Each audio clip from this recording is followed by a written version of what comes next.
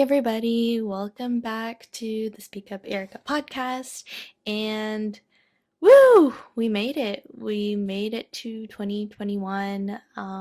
This is the first episode of the year. I am very excited. I was reflecting a lot about the podcast from last year, and I feel like there was a lot of deep topics, sad topics, a lot of reflecting, a lot of mental health was talked about.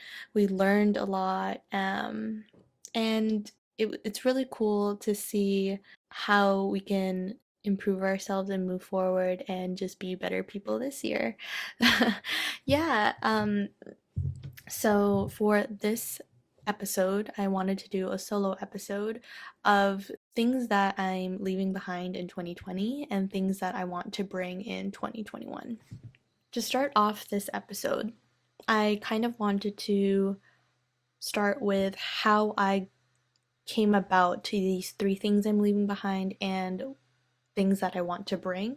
And that was first reflecting on what happened last year and then what I wanted to achieve for this year, like kind of asking myself what went wrong, what went right, what do I want to invite into my life this year, what do I want to leave behind, what do I want to achieve, what boundaries do I want to set, what goals do I want to set, what new things do I want to do this year. So all these questions is a lot. I really wanted a place to document all my thoughts and how I can take actionable steps to do what I want to achieve. So I started bullet journaling, and in my bullet journal, I listed by 2020, and I wrote down what worked and what didn't work for me, the highlights of the year, and then I went on into thinking about my goals. So that was I split it up into two types, and that was personal goals and professional goals. So for personal, it included health, finances, relationships, community, travel, if it's even possible for next year. Professional goals, which included all my creative things that I'm trying to do in my life. So this podcast, Speak Up. I also have an online festival called Locals Festival, where we give back to local charities and support and raise awareness for locals. So that one is really important to me, and I wrote down my goals for that, my goals for other creative things that I really want to try to do this year, and education I included, and also career. So this year I am graduating, hopefully graduating my, no, I will graduate my postgrad. And I will get a co-op, and I will be starting my career finally. This year I will get my first salary job. That is one of my goals. I wrote all that stuff down, all those goals down, and then I wrote down what I wanted to achieve this year, and I broke it down a lot. So first, what did I want to achieve for the overall year? And then what did I want to achieve halfway through the year? What did I want to achieve each quarter, each month, each week, each day? And I think that this will really keep me accountable for the goals that I listed for myself and how I can actually put them in my everyday, month, week type of thing, right? Into my routine so it can actually happen. In my things I want to achieve, I also wrote how do I want to feel this year? And that's I want to feel happy. I want to feel fulfilled, motivated, inspired, healthy. I really want to feel healthy. What did I want to invite, and what did I want to let go of? And then I also questioned, what does success mean to me? What does a successful year look like? What does even being successful mean to you? And what does happiness mean to you? What does happiness look like for you? And happiness really means a lot of things to different people. I mean, pizza makes me happy. Maybe it doesn't make you happy. Maybe it makes you less happy this year than it did the previous years. Because we're all changing. We're changing all the time. And then I also listed out my strengths and my weaknesses. And I want to work on my weaknesses. And of course, we're all just trying to be better, do better, right? I also listed things that make me happy and things that dim that joy. So I know this is a lot of reflections and a lot of things to think about. I just wanted to share all these reflections and goal settings and everything before getting into how I came to conclusions about the three things I'm leaving behind and three things I'm bringing, if that makes sense. But I swear I'm almost done. Um, so a couple more things that I wanted to touch upon in terms of reflection was thinking about what your boundaries are for this year. For me, I included limiting my screen time, and I feel like a lot of people are working from home as well, and it's hard to differentiate which is a space for work, which is a place for sleep, and making sure one of my boundaries is not doing work in bed. It's really easy for, like, the bed is right by my desk, so it's really easy to just slip into my bed, and then I'm not as productive in my bed as I am on my work desk. Setting those boundaries for yourself. What do you want to not work past 7 p.m. and rest during that time? Do you want to not make any plans after 9 p.m. because you want to take that time to have a really good nighttime routine and get a lot of rest and do those things that you want to do? Like maybe, I don't know, drink water, meditate, slip into PJs, get some cozy socks on or something. I don't know. It's really important to think about these boundaries because I never really thought about it before in 2020 or at all, really. And then I wanted to think of my resolutions. So this is kind of different. For my resolutions, I want to remove filler words from my vocabulary. So words yeah, I guess, I'm sorry, I don't know. Things like that. I kind of want to be able to articulate my words better and be able to communicate better. So yeah, I really reflected on these things and thought about what I'm really grateful for.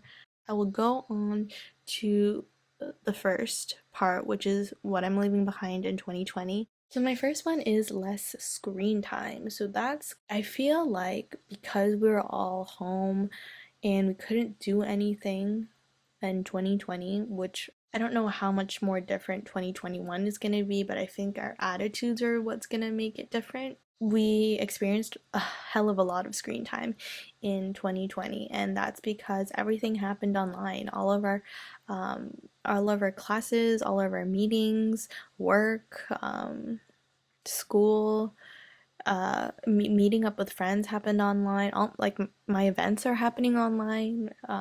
Spending Christmas, spending New Year's. So the other day, I took the time to look at my phone analytics of my screen time, which is kind of cool that you can see all of that. And I think it was not last, it was like the second last week of December. I spent 48 hours for that week on my screen. That's a lot. Oh my god, that's a lot. That's freaking 2 days. That's 2 days of me just staring at my phone. I really want to be mindful of my screen time. I don't know if you know how much time you spend on your phone, but I feel like if someone asks you that question, you'll be like, maybe like 2, 3 hours a day, like. But now working from home, you spend 8 hours on the screen and then you're gonna stop working and you're gonna go do the things that you like to do, whether that's just like watching YouTube or Netflix, and then that's your whole day on the screen. It's just kind of crazy to me because when we're traveling, we're not looking at the screen as much because we're like doing actions, we're moving, we're doing things, we're getting, or when you're on vacation, you kind of just try to get away from the screen. You're just looking at the beach and just chilling on the beach or drinking mojito, whatever. And a lot of things got taken away from us in 2020 in terms of non-screen time activities. To do this and to have less screen time is I set limits on my phone, so it'd be like 2 hours a day. A timer will go on my phone that I can't access XYZ apps. And then obviously it gives you the option where you can press like oh, ignore for 1 hour, ignore for 15 minutes, which, it's just like, man, it's hard because then you can really just, oh man, like sometimes I'll be on YouTube and I'm watching a video and then I'll say, oh, just one more video. Just add on 15 more minutes. Let's see how many videos I can watch in 15 minutes.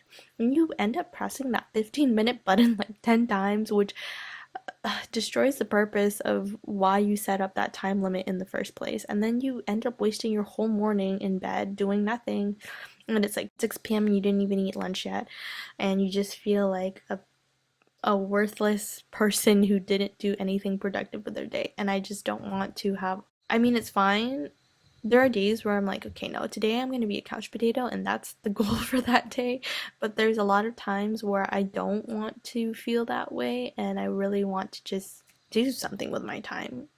So, with less screen time, I want to try to read more, to go out more, bike, just even a walk. I'm gonna bundle up in so many layers and I'm just gonna go for a walk around my neighborhood to get some fresh air and exercise and just to not look at my phone, you know? I feel like I'm rambling with this one, so I'm gonna move on to the next. And the next thing I'm leaving behind is saying sorry. And by this, I mean, I feel that I say sorry for things that I don't have to say sorry. I say sorry for things that are not things to be sorry about, and a different word could have been used rather than saying sorry. Does that make sense? So, saying sorry for speaking. Sometimes I'll say sorry for speaking, or I'll say sorry for thinking or feeling the things I do where I don't mean to actually say sorry, but it just comes out and I meant to say something more valuable than that word. So, my friend Sabria, she sent me this list, and it's a list when apologies are appropriate and when to actually say sorry and when to not say sorry. I'm gonna share this on my social somewhere. I'm not sure where it's from, like where the resource is from, but some examples of like when to say sorry is when you've hurt someone's feelings, were wrong about something, you made a mistake, right? And then things to not apologize for, where I usually apologize for, is expressing myself, asking for something for myself, um, being like having feelings, for just being the person I am. And that's when you kind of just try to excuse who you are, where you don't have to be sorry about who you are or what you're saying or expressing, unless it's mean or hurtful or the things where obviously you should say sorry for. um so yeah, I digress. I'm going to leave behind saying sorry for situations where I don't have to say it, or I shouldn't be saying it. And then I'm also leaving behind mindless and excessive spending. Oh gosh. So for this, every year for the past 2 years, I've created an Excel spreadsheet, and this spreadsheet has all my expenses, finances, income, like my savings, my investments, reflections for my purchases, and then I have it all color coded in like personal food bills and like gifts and donations and stuff. I took time to reflect on all my expenses from last year. And it was honestly absurd. It was really disgusting how much I spent last year. And I think it's because part of it was I ended up becoming debt free. And then another part of it was I had time and money and I didn't know what else to do. And I reflected on all my purchases from that year and I listed every single month all the expenses I had that month and how much I spent in 2020. And the number is just gross. I'm gonna say it because I don't feel comfortable sharing it, but I will say it is 5 figures. I listed all my excessive patterns and spending and places that I spent my money and time on that were not mindful enough or didn't bring me whatever I was looking for at the time when I bought it. So say for example, like you're looking for happiness, so you buy a pencil. I don't know, whatever. You buy a bike. So you buy a bike and you think that that would bring you the happiness that you're looking for, but at the end of the day, it doesn't. So you end up buying more things that can replace that happiness because you're just searching for this emotion or this feeling. And I think I did a lot of that last year, and I came to a conclusion of some of my best expenses for 2020. And those were things that were obviously more experiences. And we didn't really travel last year, but I was able to have some pretty cool experiences. Very functional everyday home items or like stuff for my desk setup to make my life easier. Or I felt like some of my best purchases were tech stuff. So I bought a wireless mouse and keyboard and also a laptop stand. And I use those things every single day, and it really changed the way that I work and use my computer. Um, so those kinds of things, online events, consumables, donating and giving, those are some of my reflecting on it, those are some of my best purchases of 2020. And I want to be mindful of my spending next year in terms of, does it fall under, say if I want to buy something, I want to make sure that I'm thinking about, does it fall under my best purchases and reflect that like from last year, or does it reflect my worst purchases of 2020 and reflect that part, and it's like a reiterating pattern of bad spending. Yeah, so yeah, those are the things I want to leave behind in 2020. And with things I want to bring in 2021, I feel like it's the opposite, right? Like things that I'm leaving behind, I'm leaving them so I can bring in new things. And that is, with me leaving behind screen time, I want to create rather than consume. And I think this was something that I really tried to do last year. And I think I did it decently because I started creating this podcast, I started creating the festivals, I started just doing things I wanted to do and trying to see if I can make a difference by doing them. So, creating more than consuming is something I want to bring. Instead of saying, I'm leaving behind saying sorry, and I wanted to bring assertiveness. So, this is something that I recently learned in therapy, and that is, we have certain like patterns that we do in relationships, right? So, you could be passive, you could be aggressive, or you could be passive aggressive, and then there's assertiveness. So, with my therapy, and it's Mind Beacon therapy. It's a free therapy for free CBT, which is cognitive behavior therapy for people living in Ontario. But yes, so going back to passive, it's people who put other people's needs before their own, and then people who are aggressive are people who put their needs first, and people who are passive aggressive is like a mixture of both. So you put your needs first, but you act like you're putting their needs before yours. And then assertive is just saying what it is and valuing your needs as much as others. So I feel like being assertive is the balance, and that is something that I'm trying to bring in 2021, is to be more assertive, know what I want, and say what I want and need. Of course, it's not like, ooh, in one day I'm assertive now. That's just not how life works, and it's going to be something that I'm consistently learning on how to be assertive. But if I do little practices that help me be more assertive, which is like one of them could just be listing out what your wants are. So, yeah, that is something I really want to bring this year. I feel like I myself am a passive person sometimes, and then sometimes I'm passive aggressive. So both of them are not that great because it's kind of like in the airplane when they say to, if those thingies come down, you have to breathe first, like put the thing on your mouth and breathe through it first, and then help the people around you, and then put like the mask thing on your child. So I guess it's in a similar sense where it's how can you help others if you can't help yourself, or how can you help others' needs if you don't know what you want for yourself, kind of thing. So, yeah, I hope that makes sense of my explanation. And lastly, I want to. What I said before was I wanted to leave behind mindless and excessive spending, and I want to bring some money moves, man. Like, I want to really be mindful of the things I am buying, purchasing, and I feel like I say that every year, and then I go into this rabbit hole and I just like swipe, swipe, swipe, swipe, swipe, or it's not even swiping anymore, it's just putting in your PayPal information or putting your Touch ID, whatever, right? They make it so easy to buy stuff now. With this year, I think, no, was it last year? With last year, I made it a goal to not work a minimum wage job.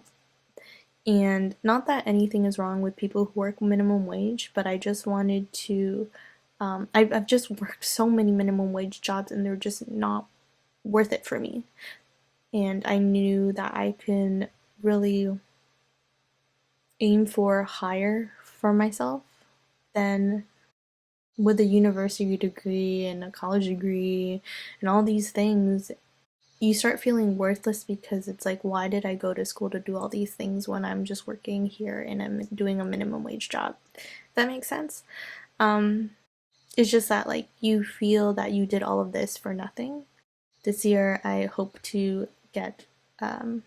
This year, I will secure a co-op and I um, will make some money. And then we're gonna get that job. We're gonna save instead of spend, and we're gonna invest our money, invest our coins, because we work hard for our money, and I want my money to work for me. To end off this episode, to start off, reflect. Reflect on your finances, goals, boundaries, resolutions. Reflect on 2020, what went wrong, what went right. And then think about what makes you happy, what doesn't make you happy, what are your strengths and weaknesses. Just, a lot of like juicy reflecting. And then leaving behind. I will be leaving behind spending a lot of time on my screen. I will be leaving behind saying sorry to things I shouldn't be saying sorry for, and I'll be leaving behind mindless and excessive spending. And this year, I will be bringing, creating, rather than consuming, more assertiveness into my life, into my speech and relationships, and bringing that moolah in, bringing the money moves in, and saving and investing. So I hope this episode helped you in a way. I feel like I really wanted to kick off the first one in a positive note. I'm very excited for what I have in terms of content for the rest of the year. I hope that they have more quality than my episodes from last year, and that's something I really want to improve.